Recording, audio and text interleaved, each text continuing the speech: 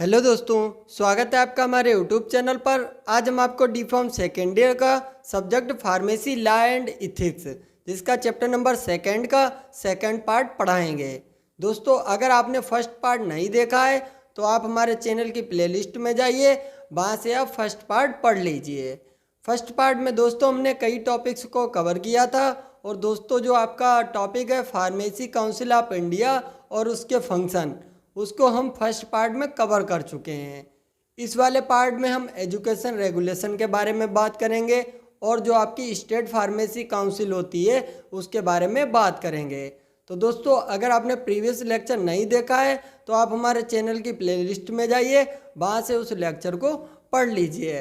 और अगर आपने मेरी वीडियो को लाइक नहीं किया है तो वीडियो को लाइक कर दीजिए और मेरे चैनल को भी सब्सक्राइब कर दीजिए। ज़्यादा से ज़्यादा अपने दोस्तों को भी शेयर कर दीजिए और अपने कॉलेज ग्रुप में वीडियो को शेयर कर दीजिए। अगर आपको मेरे चैनल की और मेरी वीडियो की जो भी आपको पीडीएफ ज़रूरी होती हैं, अगर आपको वो चाहिए हैं तो डिस्क्रिप्शन बॉक्स में लिंक दी गई है। अगर आप उसमें ज्वाइन होना चाहते हैं ग्रुप में तो आपको 199 रुपये का पे करना होगा, जो आपको एक साल में केवल एक बार ही करना होगा। उसके बाद आपको लगातार पीडीएफ मिलती रहेंगी जब तक आपके एग्ज़ाम नहीं हो जाएंगे। तो दोस्तों, शुरू करते हैं। और शुरू करने से पहले एक बार लाइक कर दीजिए वीडियो को। और हम आपको बताते हैं एजुकेशन रेगुलेशन 1991, जो आपका रेगुलेशन आया था एजुकेशन से रिलेटेड, उस रेगुलेशन के बारे में बात करेंगे। तो दोस्तों, पीछे स्क्रीन पर लगा हुआ है, देखिए पहला पॉइंट इसमें क्या लिखा हुआ है। फार्मेसी की एजुकेशन को रेगुलेट करने के लिए ये रूल तैयार किया गया। यानी जो फार्मेसी है उसकी एजुकेशन को रेगुलेट करने के लिए एजुकेशन रेगुलेशन 1991 में तैयार किया गया, जिसका वर्क है कि जो फार्मेसी से रिलेटेड एजुकेशन है उसको ठीक किया जा सके, उसमें कुछ इम्प्रूवमेंट किया जा सके, इसलिए इस रूल को बनाया गया। और दोस्तों, इसमें क्या प्रिस्क्राइब किया गया, यानी इस रूल के द्वारा क्या क्या वर्क होते हैं वह किए जाएंगे। तो दोस्तों, इसमें पहला पॉइंट है एडमिशन की मिनिमम क्वालिफिकेशन क्या होनी चाहिए। पहले एडमिशन की मिनिमम क्वालिफिकेशन प्रॉपर निश्चित नहीं थी। उसके बाद जब एजुकेशन रेगुलेशन आ गया, यानी 1991 में आपका एक्ट आया था, उसके बाद आपका एडमिशन की मिनिमम क्वालिफिकेशन फिक्स कर दी गई कि आपको एजुकेशन की मिनिमम क्वालिफिकेशन कितनी होनी चाहिए।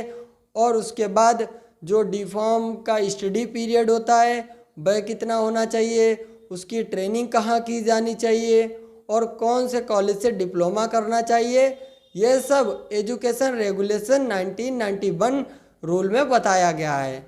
तो दोस्तों, जब आपका एजुकेशन रेगुलेशन एक्ट आया उसमें टोटल बातों को बताया गया। उसमें बताया गया कि आपको ट्रेनिंग कहाँ करनी है और कौन से कॉलेज से आपको डिप्लोमा करना है। इस लाइन का मीन्स है, यानी जो कॉलेज पीसीआई से अप्रूव्ड होते हैं, फार्मेसी काउंसिल ऑफ इंडिया, यानी उनका इंस्पेक्शन कर चुकी होती है कॉलेज का, तो आपको उसी कॉलेज से डिप्लोमा करना है। जो कॉलेज पीसीआई से अप्रूव्ड नहीं होते हैं उस कॉलेज से डिप्लोमा नहीं करना है। उसके बाद पॉइंट नंबर 3 इसमें दिया गया है, एग्जामिनेशन का पैटर्न एंड एग्ज़ाम का स्टैंडर्ड कैसा होगा।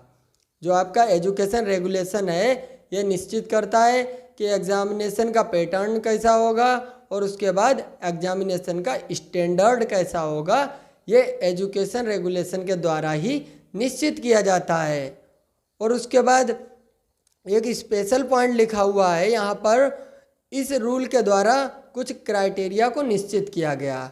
यानी जो आपका ये रूल दिया गया है इसके द्वारा कुछ क्राइटेरिया को निश्चित किया गया है, जिन पॉइंट को इस प्रकार से डिफाइन किया जा सकता है। दोस्तों, कुछ पॉइंट्स इसमें दिए गए हैं, उसके बारे में एजुकेशन रेगुलेशन जो आपका रूल आया था उसमें उसको डिफाइन किया गया है और उसमें उसको बताया गया है कि क्वालिफिकेशन कितनी होनी चाहिए फार्मासिस्ट बनने के लिए, और बहुत से पॉइंट्स हैं जो उसमें बताए गए हैं। तो उन्हीं पॉइंट्स को हम बताएंगे। दोस्तों, आशा करते हैं कि आपको समझ में आ रहा होगा। अगर आपको समझ में आ रहा हो तो वीडियो को लाइक कर दीजिए और चैनल को भी सब्सक्राइब कर दीजिए। तो दोस्तों, पहला पॉइंट इसमें क्या बताया गया था, क्वालिफिकेशन फॉर फार्मासिस्ट, यानी फार्मासिस्ट बनने के लिए आपके पास क्या क्वालिफिकेशन होनी चाहिए, ये आपका एजुकेशन रेगुलेशन रूल बताता है।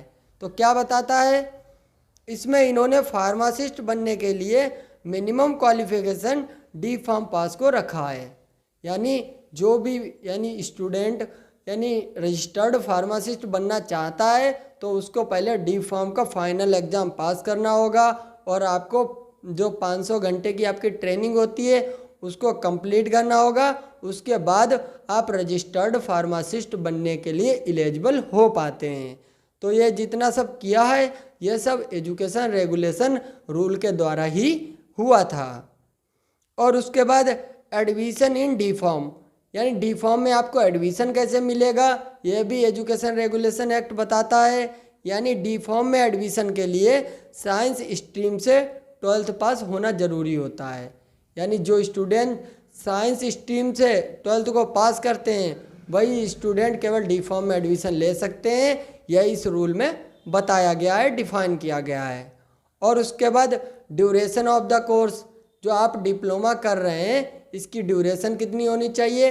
जो डिप्लोमा कोर्स की ड्यूरेशन होगी वह आपकी 2 ईयर की होगी और उसके बाद 500 आवर की आपको ट्रेनिंग कंप्लीट करनी पड़ेगी, जो प्रैक्टिकल ट्रेनिंग होती है हॉस्पिटल के अंदर। फिर डी वाला पॉइंट है एग्जामिनेशन स्कीम और सेशनल एग्ज़ाम।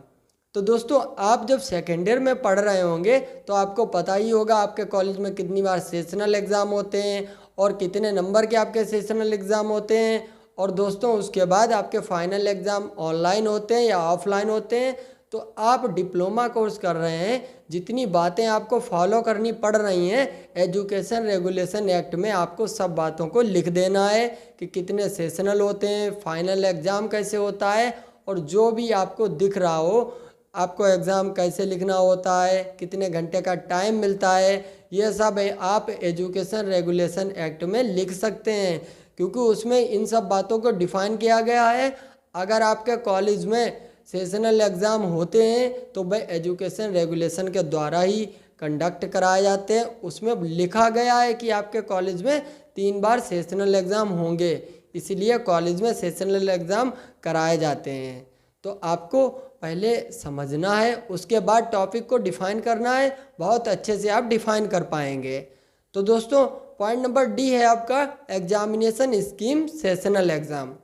तो इसके बारे में क्या लिखा है हमने, कॉलेज के अंदर एग्जामिनेशन रूल के अनुसार, यानी जो आपका एजुकेशन रेगुलेशन रूल है उसके अनुसार एग्जामिनेशन जो होते हैं वह कराए जाते हैं, रूल के अनुसार कराए जाते हैं। इसमें जो रूल दिए गए हैं एजुकेशन जो आपका रेगुलेशन है उसमें रूल दिए गए हैं, इसीलिए इसमें लिखा है कॉलेज के अंदर एग्जामिनेशन रूल के अनुसार कराए जाएंगे।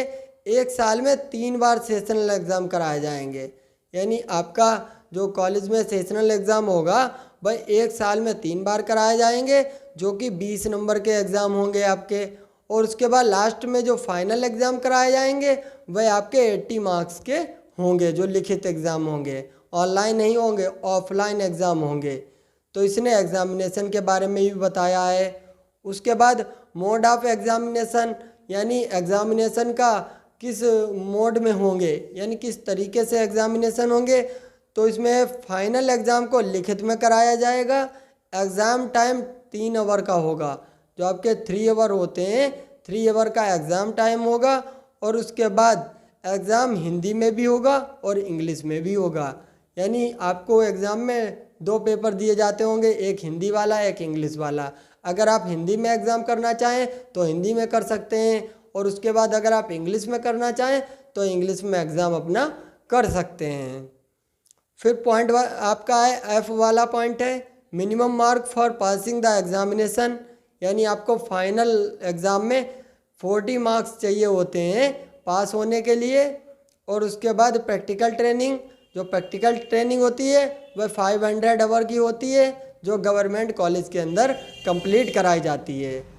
तो दोस्तों इतनी बातें बताई गई हैं। एजुकेशन रेगुलेशन जो आपका एक्ट आया था 1991 में, इसको कई बार रिवाइज्ड भी किया जाता है, यानी 2020 में इसको रिवाइज किया गया, कुछ बातों को इसमें ऐड किया गया बट आपका जो सिलेबस है उसमें जितना भी आपका टॉपिक है एजुकेशन रेगुलेशन वाला और जितना अपडेट हुआ है यानी 2020 में उसको भी हमने ऐड कर लिया है, और जो आपका पहले से ही इसमें इंफॉर्मेशन ऐड है उसको भी हमने ऐड किया है। और दोस्तों इतना आपके लिए हमने बताया है, इतना आपके लिए बहुत काफ़ी है, क्योंकि आप डी फार्म के स्टूडेंट हैं। आपका जो फार्मेसी लॉ एंड इथिक्स वाला सिलेबस है बहुत ज़्यादा है, तो आपको प्रत्येक टॉपिक से परिचित होना है। एग्ज़ाम का कोई पता नहीं यानी कौन सा टॉपिक दे सकते हैं कौन सा नहीं दे सकते हैं, तो आपको पढ़ना सब कुछ है, समझना भी सब कुछ है। लास्ट में हम आपको इम्पोर्टेंट बताएंगे, जब आप पढ़ते रहेंगे तो आपको इम्पोर्टेंट बताने के बाद आपके एग्ज़ाम में बहुत अच्छे नंबर आ जाएंगे। फिर उसके बाद दोस्तों बताते हैं आपके सिलेबस में टॉपिक है स्टेट काउंसिल ऑफ फार्मेसी, यानी स्टेट काउंसिल की बात करते हैं, यानी स्टेट में जो काउंसिल बनाई गई है उसके बारे में बात की जाती है। तो आपके कॉलेज होते हैं और जो फार्मासिस्ट होते हैं उनके इंस्पेक्शन के लिए एक आपकी काउंसिल बनाई जाती है स्टेट के अंदर, जिसको स्टेट काउंसिल ऑफ फार्मेसी कहा जाता है। तो दोस्तों इसमें पढ़ते हैं स्टेट फार्मेसी काउंसिल का निर्माण फार्मेसी एक्ट 1948, जो आपका फार्मेसी एक्ट 1948 है उसके द्वारा 1951 में हुआ था। जो स्टेट काउंसिल ऑफ फार्मेसी है उसका निर्माण जो आपका एक्ट है फार्मेसी एक्ट 1948 उसके द्वारा 1951 में हुआ था। और स्टेट फार्मेसी रूल 1951 के सेक्शन नंबर 19 के डिफ़ाइन किया गया है, यानी जो आपका फार्मेसी रूल है स्टेट फार्मेसी रूल 1951 के सेक्शन नंबर 19 में डिफ़ाइन किया गया है कि इसकी कमेटी में कौन कौन से सदस्य होंगे। तो दोस्तों आपका जो ये रूल बना था, जो आपकी काउंसिल बनी थी, यह कब बनी? 1951 में। किसके द्वारा बनाई गई है? जो आपका फार्मेसी एक्ट था 1948 उसके द्वारा इसको बनाया गया। और दोस्तों इसके द्वारा जो इसका सेक्शन 19 है उसमें बताया गया है कि इस कमेटी में कौन कौन से मेंबर होंगे। स्टेट काउंसिल ऑफ फार्मेसी में 3 प्रकार के मेंबर बनाए जाते हैं, यानी इसमें 3 प्रकार के मेंबर ऐड किए जाते हैं, जिसमें से जो पहला मेंबर होता है वह होते हैं इलेक्टेड मेंबर। तो इलेक्टेड मेंबर कितने होते हैं और कौन कौन से होते हैं उसके बारे में सबसे पहले आप देख लीजिए। तो दोस्तों इसमें 6 मेंबर जो होते हैं वह स्टेट के रजिस्टर्ड फार्मासिस्ट होते हैं, जिनको इलेक्ट किया जाता है, जो इलेक्टेड होते हैं। और उसके बाद जिसमें से एक मेंबर जो होता है वह मेडिकल काउंसिल से इलेक्ट किया जाता है, और जो 5 आपके सदस्य रह जाते हैं उनको अदर टाइप से उनको ऐड किया जाता है। लेकिन इसमें टोटल कितने मेंबर होते हैं? जो इलेक्टेड वाला होता है इसमें 6 मेंबर होते हैं। और दोस्तों एक मेंबर जो होता है वह मेडिकल काउंसिल से इलेक्ट किया जाता है। और उसके बाद नॉमिनेटेड मेंबर कितने होते हैं? नॉमिनेटेड मेंबर इसमें 5 होते हैं, जिनको गवर्नमेंट के द्वारा नॉमिनेट किया जाता है, जिसमें से 3 मेंबर के पास फार्मेसी की डिग्री होना ज़रूरी होता है। और जो सी वाला पार्ट है आपका एक्स ऑफिसको मेंबर। एक्स ऑफिसको मेंबर कौन से होते हैं? जो किसी गवर्नमेंट पद पर वर्क कर रहे होते हैं, लेकिन जब वह रिटायर्ड हो जाते हैं तो उनको कहा जाता है एक्स ऑफिसको मेंबर, जिसमें से सदस्य होते हैं चीफ एडमिनिस्ट्रेटिव मेडिकल, और उसके बाद officer in charge of drug control organisation का ऑफिसर इंचार्ज होता है, और द गवर्नमेंट एनालिस्ट होता है इसके अंदर। तो इस प्रकार के सदस्य होते हैं स्टेट काउंसिल ऑफ फार्मेसी के अंदर। और फिर उसके बाद स्टेट फार्मेसी काउंसिल के फंक्शन क्या क्या होते हैं? तो function of state council of pharmacy, सबसे पहला फंक्शन इसका है इंस्पेक्शन बाय स्टेट काउंसिल, यानी स्टेट काउंसिल का क्या वर्क होता है? इंस्टीट्यूट में जाकर वहाँ का इंस्पेक्शन कर सकते हैं, वहाँ की फैसिलिटी को चेक करती है। और जो इसके अंदर ड्रग इंस्पेक्टर होते हैं वह गवर्नमेंट हॉस्पिटल के मेडिकल स्टोर का भी इंस्पेक्शन कर सकते हैं। इनका वर्क होता है इंस्टीट्यूट को भी ये चेक करते हैं, और जो मेडिकल स्टोर होते हैं उनको भी चेक कर सकते हैं इनके ड्रग इंस्पेक्टर्स। और दूसरा क्या है पॉइंट? मेंटेनेंस ऑफ रजिस्टर, यानी फार्मासिस्ट के रजिस्टर को मेंटेनेंस रखने का वर्क करते हैं। जो आपके फार्मेसी इसके स्टेट काउंसिल ऑफ फार्मेसी के जो इंस्पेक्टर होते हैं वह फार्मासिस्ट के रजिस्टर को मेंटेन करने का वर्क करते हैं और फार्मासिस्ट की जो भी इम्पोर्टेंट इंफॉर्मेशन होती है उसको भी मेंटेन करने का वर्क करते हैं। थर्ड वाला पॉइंट है entry and removal of names, यानी फार्मासिस्ट का नेम स्टेट रजिस्टर में लिखना और यदि उस पर कोई ज़्यादा मिस्टेक होती है या वह कोई गलत काम करता है तो उसका नेम जो है वहाँ से हटाना, यह सब वर्क होता है स्टेट काउंसिल ऑफ फार्मेसी का। तो इतने फंक्शन को आप ऐड कर लीजिए, अपने नोट्स को तैयार कर लीजिए और उनको अच्छे से बना लीजिए। उसके बाद दोस्तों एक टॉपिक आपके सिलेबस में और है जॉइंट स्टेट फार्मेसी काउंसिल। यह बिल्कुल आपका स्टेट फार्मेसी काउंसिल की तरह ही होता है, बट इसमें एक स्टेट होता है जो आपका स्टेट फार्मेसी काउंसिल है उसमें केवल एक ही स्टेट होता है, और जो आपका जॉइंट स्टेट फार्मेसी काउंसिल होता है उसमें दो या दो से अधिक स्टेट जब मिलकर वर्क करते हैं, मिलकर स्टेट के अंदर जो भी कॉलेज हैं उनका इंस्पेक्शन करते हैं और एक दूसरे की हेल्प करते हैं, तो उसको कहते हैं जॉइंट स्टेट फार्मेसी काउंसिल। इसमें गवर्नमेंट के भी समझौता होता है, यानी एक स्टेट दूसरे स्टेट की गवर्नमेंट के साथ समझौता कर लेती है कि यदि आपको कोई प्रॉब्लम होती है तो हम आपकी हेल्प करेंगे और अगर हमें कोई प्रॉब्लम होगी तो आप मेरी हेल्प करना।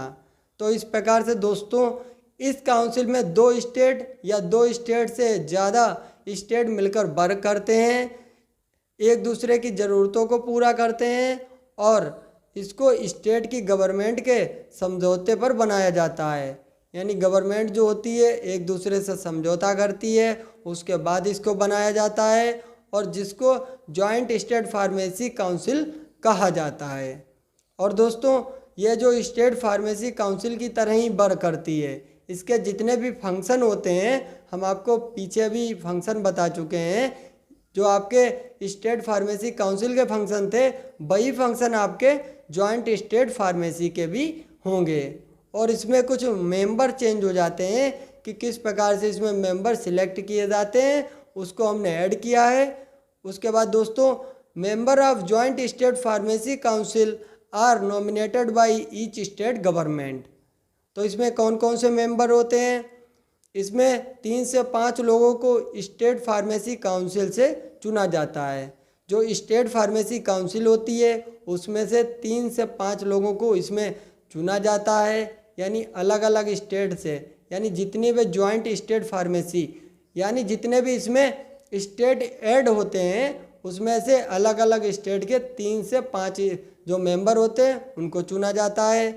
और 2 से 4 मेंबर ऐसे चुने जाते हैं जो स्टेट फार्मेसी काउंसिल के सदस्य नहीं होते हैं, उनको चुना जाता है। एक मेंबर मेडिकल काउंसिल से चुना जाता है और उसके बाद दोस्तों चीफ एडमिनिस्ट्रेटिव मेडिकल ऑफिसर इसमें होता है मेंबर, और गवर्नमेंट एनालिस्ट होता है, ड्रग कंट्रोलर ऑफ इंडिया इसका सदस्य होता है। तो दोस्तों इस प्रकार से आप जॉइंट स्टेट फार्मेसी काउंसिल के बारे में थोड़ा सा डिफाइन कर सकते हैं, बट आपका जो एग्ज़ाम पर्पज़ से इम्पॉर्टेंट होता है, अगर पूछा भी जाता है तो आपका स्टेट फार्मेसी काउंसिल के बारे में एग्ज़ाम में पूछा जाता है। बट आपका जो इम्पॉर्टेंट बहुत ज़्यादा टॉपिक है इसमें वह आपका फार्मेसी एक्ट 1948 है, और उसके बाद फार्मेसी काउंसिल ऑफ इंडिया के बारे में आपका सबसे ज़्यादा एग्ज़ाम में पूछा जाता है। और रजिस्ट्रेशन ऑफ फार्मासिस्ट जो आप नेक्स्ट वीडियो में टॉपिक पढ़ेंगे वह भी आपका टॉपिक बहुत ज़्यादा एग्ज़ाम में पूछा जाता है। तो दोस्तों अगर वीडियो अच्छी लगी हो तो वीडियो को लाइक कर देना।